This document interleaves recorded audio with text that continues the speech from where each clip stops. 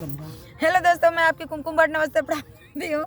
बहुत ही सुंदर एक जो है शोहर का उठान लेके आई हूँ। आप लोग सुनिएगा और कमेंट में ज़रूर बताइएगा। एक हम लोगों के पास बहुत शरारती बच्चा बैठा हुआ है, देखना होगा तो थोड़ा सा देख लीजिएगा। कैमरे के सामने थोड़ा सा दिखा रहे हैं। ये बहुत शरारती है, बहुत परेशान कर रही है। इसको मारना है, अभी पकड़वाना है। और बच्चे का ही शोहर का उठान है, इसलिए बच्चे अपने साथ में लेके हम लोग बैठे हैं। कैसा लगता है कमेंट करके ज़रूर बताइएगा। और हमारी ये चुलबुली नटखटी बच्ची कैसी है, विद्या। हमरे नैहर में भेज दिया नौआ पिया, बैल बा बेटौआ पिया ना। हमरे नैहर में भेज दिया नौआ पिया, बैल बा बेटौआ पिया ना। हमरे नैहर में भेज दिया नौआ पिया, बैल बा बेटौआ पिया ना। नौआ बाबूजी से कल, बाबू माई जी से कल। नौआ बाबूजी से कल, बाबू माई जी से कल।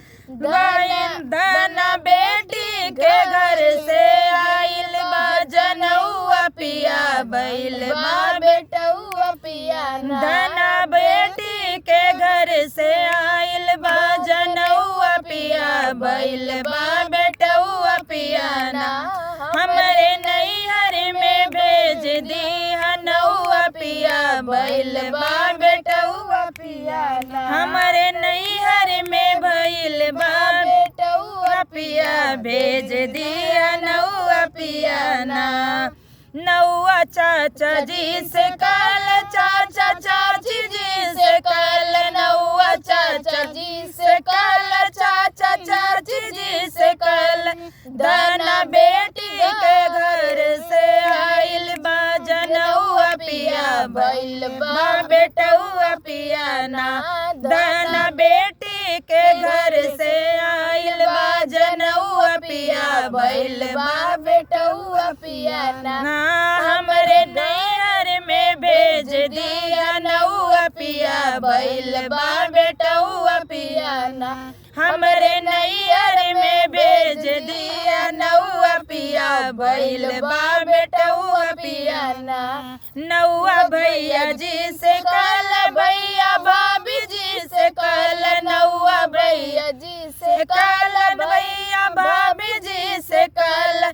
धना बहिनी के भइल बा बेटौआ पिया, आइल बा जनौआ पिया ना। धना बहिनी के भइल बा बेटौआ पिया, आइल बा जनौआ पिया ना।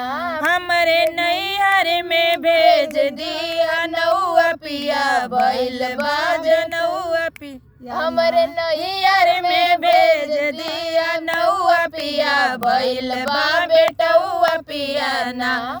हमरे नैहर में भेज दिया नौआ पिया, बैल बा बेटौआ पिया ना।